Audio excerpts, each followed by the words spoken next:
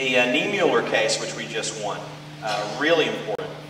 This is Pastor Lawrence White, a Lutheran pastor down in Houston. Had a real passion for getting pastors together. And they formed a deal called the Texas Restoration Project, and they invited pastors from all over the state. And they had a big meeting. They had over 1,000 pastors at one of these meetings. And really the call was to sort of challenge one another to stand for truth. And if there's a political issue, to apply the Bible to that just like they do to everything else. And to make a stand in their churches and to challenge the members of their churches to do the same thing. To vote for righteousness, not for unrighteousness. And they had some people would come and speak to these things. Well, anyway, the liberals didn't like this. So they complained to the IRS. And this is what they do. They run around when any pastor or church takes a moral position and they think it's going to hurt some political candidate, they file these things with the IRS to try to scare everybody from doing the same thing in any other church or in a community. Now, they're baseless. It's just a way to intimidate. And then they do a press conference and they talk about it and try to scare as many pastors into self-censorship as they can. Well, we kind of turned the tables on them because they filed the complaint and we showed up, and the IRS agents showed up. We showed up with a team of 6 litigators, one of whom had spent 20 years doing litigation for the IRS, but who was now on our side. And we knew that there was a provision that could be invoked that would force them to put their ruling in writing, which we did. And it had been over a decade since anything had been put in writing to tell pastors what they could and couldn't do and the freedoms they had. And we knew they had the freedoms to do these things that they wanted to do. But because it wasn't in writing in the last 10 years, many pastors were scared to do it, like they might be stepping over the line. So what was beautiful is we got a total victory, and it was all in writing from the IRS, saying that, yes, if you get all the pastors together, yes, even if you invite the governor to come speak to them, yes, even if they're saying that we need to make a stand in these elections and we need to stand on moral issues, yes, if they say that we need to tell our congregations to vote on people based upon the biblical stances that they take or do not take, yes, and I could go on down the line. They said, all those things, can you do it as a pastor? Absolutely, not even a close question. So what they turned to intimidate and silence pastors got flipped to provide them clarity as to the freedoms that they had. So that was great, and that happened just about 3 or 4 months ago. We have let me tell you a good story about another church that we just won last year. This is a number of Vietnamese Christians. These are people who escaped Vietnam, communism, mainly religious persecution. And they were boat people. They came over here on boats. They made it. They became citizens. They saved their money for many, many years. And they finally heard about in their community in Plano, Texas, that there was a facility that had been a church, actually a Baptist church, for many years. And then it had been abandoned as the church left. And it had come open, and they could actually afford it. And so they really saw God calling them to this church to minister to this community. So this Plano Vietnamese Baptist church, they bought the church, and very excited. And then we're told by the city that they couldn't enter their church.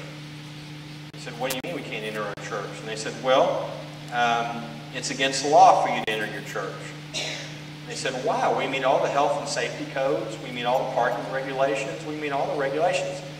No, we have a special law here that says that if you're a church, you have to at least own 2 acres of land, or we won't allow you to be a church.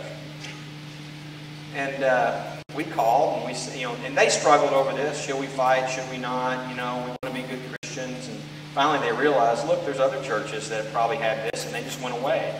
How many churches are going to be turned away before we stand for our brothers and sisters in Christ? We know what the lack of freedom is like because we escaped from it. And so we talked to the city, and they wouldn't budge.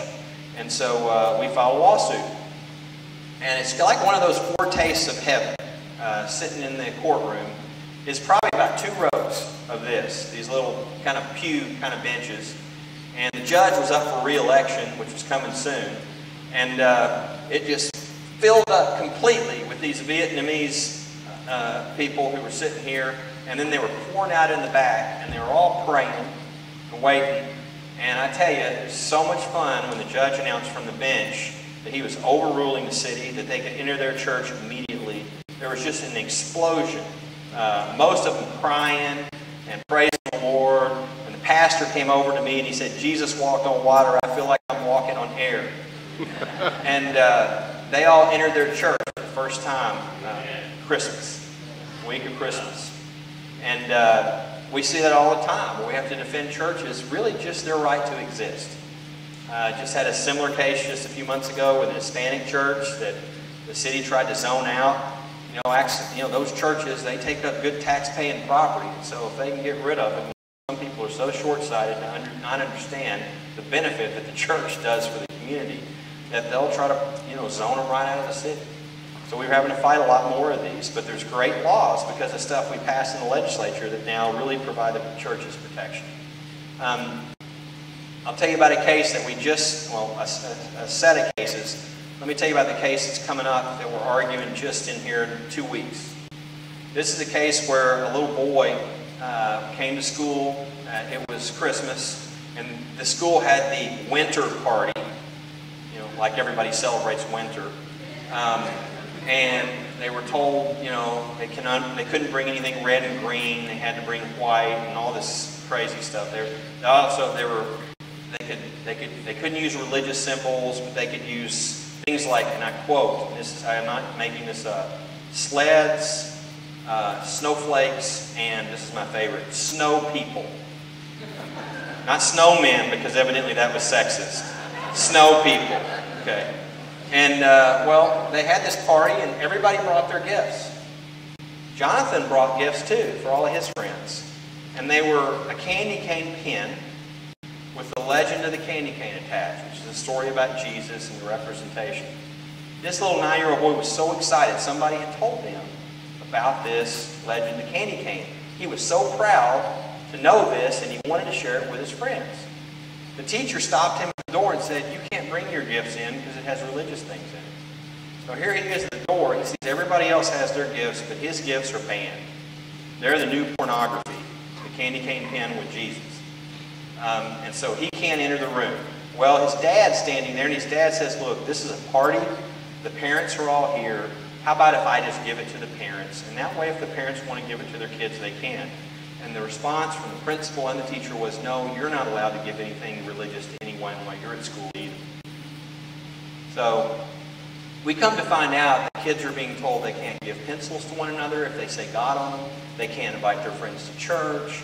A class of kids who are writing letters to the soldiers in Iraq are banned from writing Merry Christmas on their letters because it might offend a soldier. And I could go on and on. So we filed a lawsuit. And there's now 3 of these types of lawsuits. There's similar ones we have in other places in the state. The approach of the school districts and their attorneys is to try to change the law. For 40 years in this country, the law at the Supreme Court has been when kids are at school, they have a right to express their beliefs as long as they don't disrupt the classroom and as long as they don't say something lewd or profane. Absent that, good grief, we're compelling them to be there by compulsory attendance.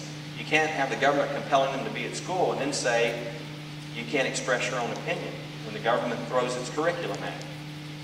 Well, that's been the law, and it seemed to make sense, but these the new approach, which they have been successful for in a couple of cases now, is that no, there's a whole different line of which should apply for kids. And it's basically the line of cases of protection that we give to commercial purveyors of pornography.